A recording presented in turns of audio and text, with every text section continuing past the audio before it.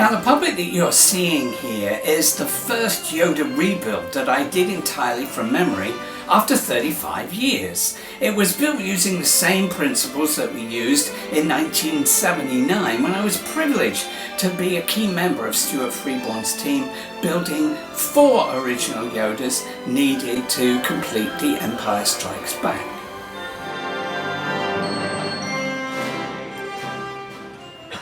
Mr. Beatty, please join us, sir.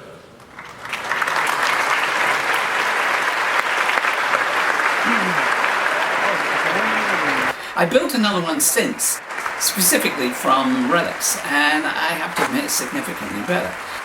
But hey, this was the first, and I have a great fondness for this particular occasion. What's the matter? What are you doing?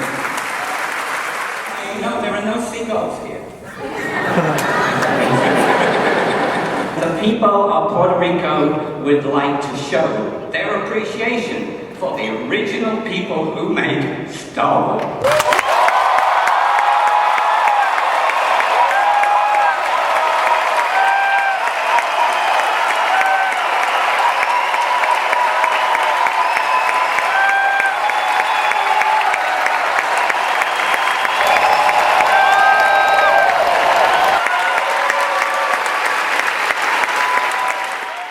My association with the Puerto Rico Symphony Orchestra has developed over many years. It started in 2015 when I was in Puerto Rico to do a convention, and that same weekend the Symphony Orchestra was doing a Star Wars concert.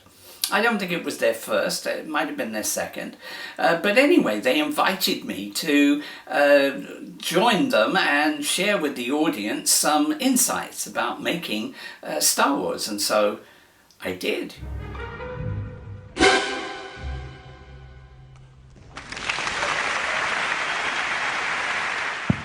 Ladies and gentlemen, I have the immense pleasure and privilege of introducing to this audience a member of a wonderful team of artists led by George Lucas and Lauren Kasdan. Mr. Nick Maley is here with us this evening, and I'd like you to give him your warmest possible applause. Mr. Maley, sir.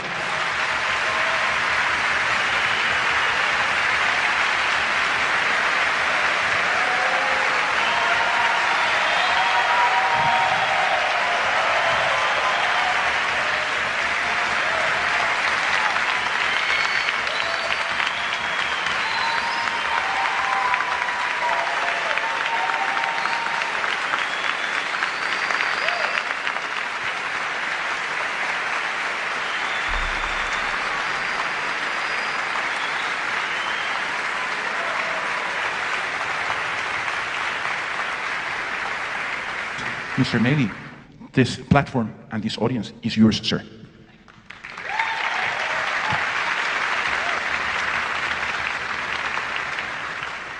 You know, it's now 37, 38 years since I was a young want-to-be creature effects makeup artist. I'd made movies for about 7 years at that time, but I'd finally managed to get onto a team of really the best team of creature effects builders in England at the time, led by my old boss, Stuart Freeborn. Stuart was the old master of creature effects, makeup effects, from going back all the way to the 30s.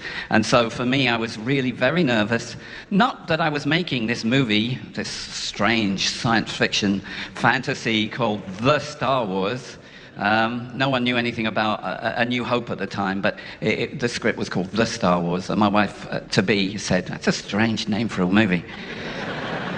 And I said, "Yeah, well, I'm not sure what it's going to be like," but I was thrilled to be part of that team. And it was that team that built creatures for the Mos Eisley Cantina.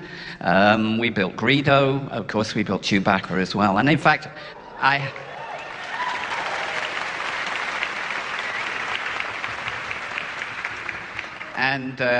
actually recommended my friend Peter Mayhew to play that part.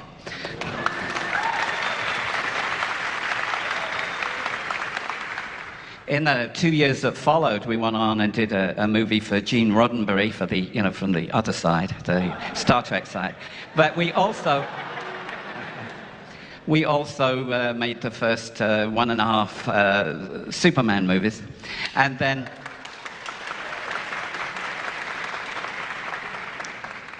then we went back to make the next Star Wars. And, you know, when we made that first movie, George Lucas was this young 30s guy in a baseball cap that sat over there by the camera.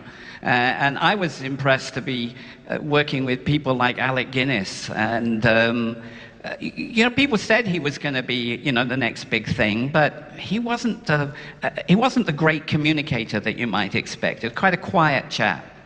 Not very pushy at all. And so when we came back to the second movie, suddenly we'd gone from thinking that we were making a movie that might be for kids to knowing that we'd changed the way that movies were made and that we were making history with that second movie.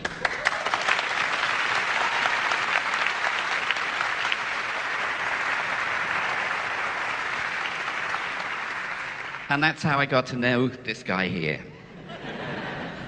In the second movie, my boss's son, Graham, was the number 2, and I was the number 3 on the team. And when Graham was looking after all the actors on set, and I was running the workshop, and we built 4 versions of Yoda, and we built the Wampa, and we built the Tauntaun. We built the Mynock and the Ugnaughts, and we put Han Solo in Carbonite. So when I think back on that movie, I realize that those were turning points in my life. I often say to young people, right now I like to try to encourage everyone to follow their dreams, because that's what I did in those years when everybody said, oh, this is Nick, he's a bit strange, he's trying to make movies, you know.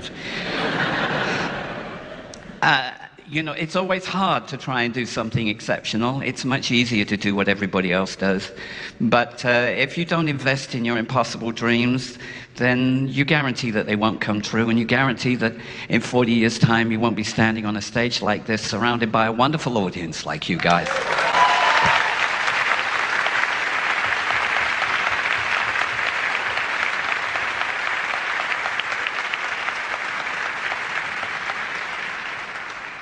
Thank you all for your warmth. It's very touching.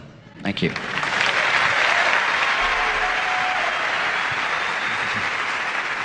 Mr. Nick Maley, ladies and gentlemen, Mr. Nick Maley.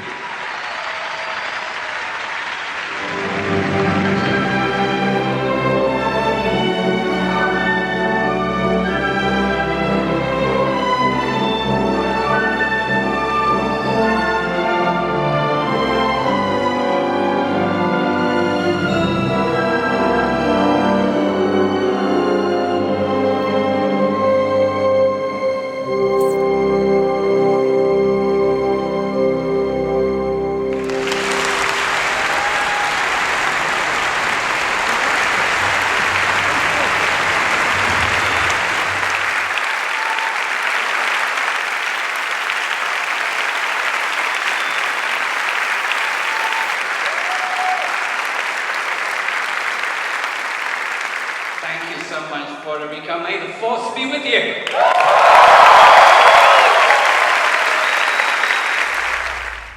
Make sure you subscribe and ring the bell, or you may miss our next video about making Star Wars and practical creature effects told by people who were actually there.